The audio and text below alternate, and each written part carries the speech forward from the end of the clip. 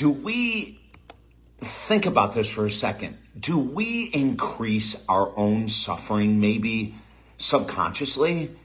Do we increase our suffering in life, our frustration with friends, lovers, partners in business, coworkers, neighbors? Do we increase our own suffering and we're not even aware that we're doing it?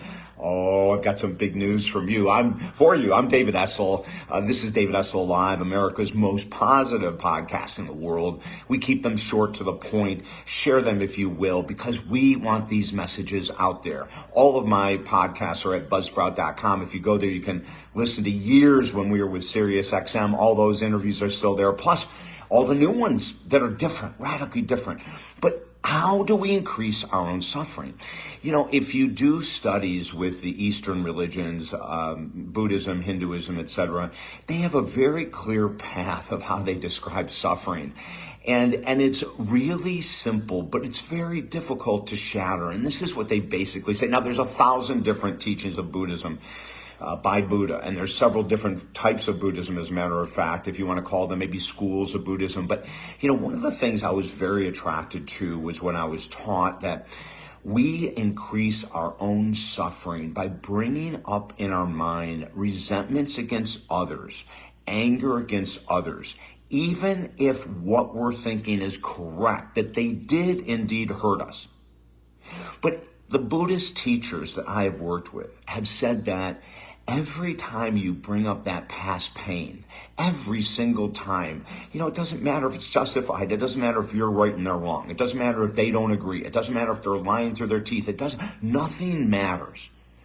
But the second that you engage in a past memory that is painful with your coworker, with your neighbor, with your mother, with your brother, sister, with your father, with your partner, with your kids, the minute you go back and reflect upon something that happened in the past, we are increasing our own suffering. Isn't that amazing? The minute you get into an argument over something you've argued over before, we have chosen to increase our own suffering. How do I know that's true? Because most of the time when we're arguing with someone, there's no way they're going to let their guard down, even if they're wrong. And many times we're not going to let our guard down. We're not going to give them the benefit of the doubt. They're not going to give us the benefit of the doubt. So what's the point? That's the question.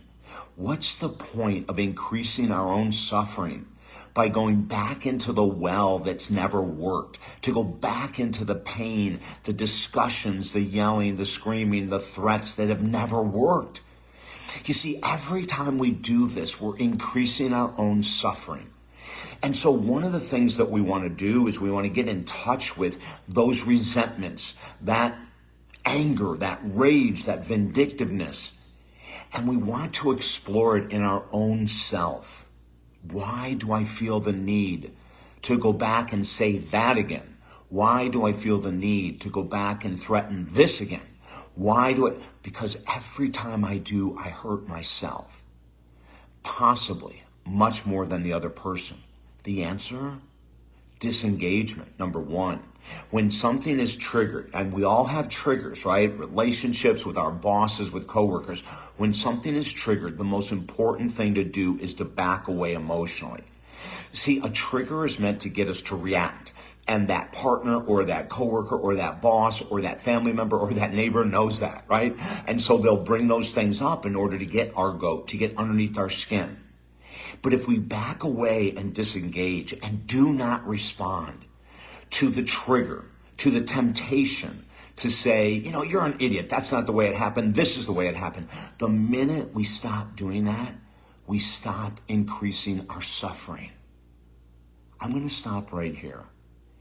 If you can practice this, if you can get into your head, I'd even write it down. I create my own suffering every time I go back into an argument about a past event with a neighbor, a coworker, a family member, a partner, a child.